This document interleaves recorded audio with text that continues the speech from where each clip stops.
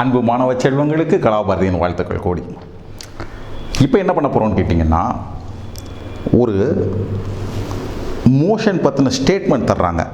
Right, statement எளிமையாக இருக்காது இல்லையா? இந்த நேரத்தில் இந்த பொசிஷனில் இருந்தாங்க, அப்புறம் இப்படி வேகமாக நகர்ந்தாங்க, இடது பக்கம் நகர்ந்தாங்க, வலது பக்கம் நகர்ந்தாங்க, உயர இப்படி இருக்கும். ரைட், இந்த ஸ்டேட்மெண்ட்டை எவ்வாறு வரைபடமாக மாற்றுவது, எவ்வாறு கிராஃபாக மாற்றுவது அப்படிங்கிறத பார்க்க போகிறோம். போன ப்ராப்ளத்தில் என்ன பார்த்தோம்னா, ஒரு கிராஃப் இருந்தால் எப்படி அதை என்ன செய்கிறது, how to read the graph அப்படிங்கிறத போன ப்ராப்ளம் பார்த்தோம். சந்தேகம் இருந்தால் போன ப்ராப்ளத்தை பாருங்கள், எக்ஸைஸ் 3.2. இந்த ப்ராப்ளம் என்ன பார்க்க போகிறோம்னு கேட்டிங்கன்னா, ஒரு கிவன் ஸ்டேட்மெண்ட்டை எப்படி என்ன செய்கிறது, வரைபடமாக மாற்றுறது. அதை நம்ம என்ன செய்ய போகிறோம், we are going to see. அப்போ இயற்கையில் உங்களுக்கு புரிய வேண்டிய விஷயம் என்னென்னா, அந்த ப்ராப்ளத்தை எப்படி நீங்கள் ரீட் பண்ணணும், பொறுமையாக உணர்ந்து நீங்கள் ரீட் பண்ணணும். Now let us read. Okay. A woman, ஒரு பெண்மணி, ஸ்டார்ட்ஸ் ஃப்ரம் her home, வீட்டிலேருந்து கிளம்புறாங்க at 9 AM 9 மணிக்கு. Walks with a speed of 5 km/h, ஒரு மணி நேரத்துக்கு 5 கிலோமீட்டர் இந்த வேகத்தில் அவங்க நடக்கிறாங்க. எங்கே, on a straight road up to her office. Right, office எங்கே இருக்குது, 2.5 km away. ரைட், அப்படி போய் அங்கே உட்காந்துடுறாங்க. எத்தனை மணிக்கு கிளம்புனாங்க பார்த்துக்கோங்க பிள்ளைங்களா, ஞாபகம் வச்சுக்கோங்க. 9 மணிக்கு கிளம்புனாங்க. கிராஃப் போடும்போது தேவை, 9 மணிக்கு கிளம்புனாங்க. ஓகே, என்ன வேகத்தில், 5 km/h. அங்கே போய் சேர்ந்ததுக்கப்புறம் 5 மணி வரைக்கும் சீட்டை விட அசையவே இல்லை, அங்கே தான் இருக்காங்க. And returns home by an auto. சாயங்காலம் ஆயிடுச்சு, டயர்டாக இருப்பாங்கல்ல, ஸோ இதில் வர்றாங்க, ஆட்டோவில் வர்றாங்க. ஆட்டோட வேகம் பாருங்கள், 25 km/h. Okay, choose suitable scales and plot the x t graph of her motion. அவங்களுடைய இயக்கத்தை வரைபடமாக வரைந்து தருக அப்படின்னு என்ன செஞ்சுருக்காங்க, கொஸ்டின் ஹஸ் பீன் ஆஸ்க்ட். சரிங்களா? ஸோ நம்மளுக்கு எத்தனை மணிக்கு ஆரம்பிக்கிறாங்க, 9 மணிக்கு நடக்க ஆரம்பிக்கிறாங்க இல்லையா? அப்போ எப்படி ஒர்க் பண்ணணும்னு சொல்கிறீங்களுங்க. 5 km/h ஸ்பீடில் போகிறாங்க. எவ்வளோ தூரத்தை, 2.5 km. அப்படின்னா என்ன பிள்ளைங்களா, ஒரு மணி நேரம் நடந்திருந்தால் 5 km சென்றிருப்பாங்க. அவங்க ஆஃபீஸோ 2.5 km தான் இருக்குது. அப்போ எவ்வளோ நேரம் நடந்திருப்பாங்க,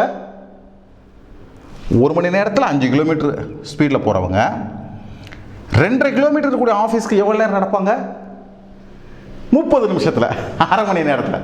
ஒரு மணி நேரத்தில் 5 km, அரை மணி நேரத்தில். இப்போ புரியுதுங்களா? இவ்வளோதான். ரைட், அடுத்து பாருங்கள். அவங்க ஆட்டோவில் வர்றாங்க. ஆட்டோ வந்து ஒரு மணி நேரத்துக்கு 25 km போகுது. ஒரு மணி நேரத்துக்கு, அது 60 நிமிஷத்துக்கு 25 km போகுது. அப்போ 2.5 km வர எவ்வளோ நேரம் எடுத்துக்கிடும், ஒரு மணி நேரம் ட்ராவல் பண்ணால் 20 km போயிடும். ரைட், எவ்வளோ போயிடும், 0.1 hour. சரிங்களா? அதை நம்ம மேனேஜ் பண்ணுவோம். பட் என்னோட கேள்வி என்னோட பாயிண்ட் என்னென்னா, பிள்ளைங்களுக்கு இது புரியுதா அப்படிங்கிறதா. இப்போ நம்ம என்ன செய்வோம், will do some arithmetics. So distance 2.5 km, அவங்க போன வேகம் 5 km/h நடந்து போனது.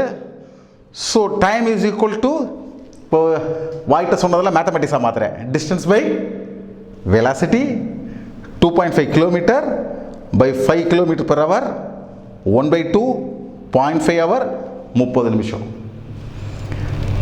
அடுத்து 5 மணிக்கு கிளம்புனாங்க. எவ்வளோ தூரம், 2.5 km. ஆட்டோவில் வந்தாங்க. என்ன வேகம், 25. 2.5 by 25,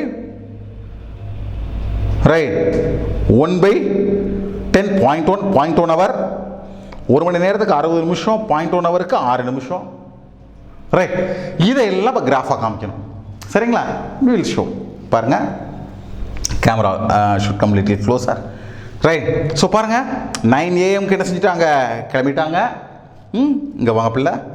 9:30க்கு அரை மணி நேரத்தில் எங்கே போயிட்டாங்க, ஆஃபீஸை ரீச் பண்ணிட்டாங்க. இது அவங்களோட வேகம். 9:30லிருந்து 5 மணி வரைக்கும் ஆஃபீஸில் இருக்காங்க. பாருங்கள், 5 மணி வரைக்கும் ஆஃபீஸில் இருக்காங்க. 5 மணிக்கு ஆட்டோ எடுத்தாங்க.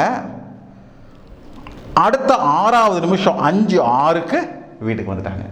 அப்போ என்ன அர்த்தம், அதாவது இந்த ஸ்டேட்மெண்ட்டும் இந்த கிராஃபும் ஒன்று. இதை பிள்ளைங்களுக்கு புரியறதுக்காக நம்ம என்ன செஞ்சோம், இந்த ப்ராப்ளத்தை நம்ம ஒர்க் பண்ணோம். இந்த ப்ராப்ளத்தில் பிள்ளைங்களுக்கு ஏதேனும் சந்தேகங்கள் இருந்துச்சுன்னா என்ன செய்யுங்க, கமெண்ட் பாக்ஸில் நமக்கு தெரிவிங்க.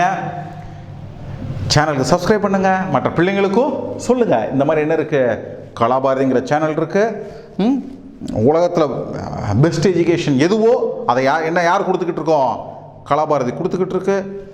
தமிழ்நாட்டில் இருக்கக்கூடிய அத்தனை பிள்ளைங்களுக்கும் இதுக்கான பலன் போய் சேரணும். நீங்கள் அதுக்கு உதவி செய்யுங்க. உங்கள் அனைவருக்கும் கலாபாரதியின் அன்பு வாழ்த்துக்கள்.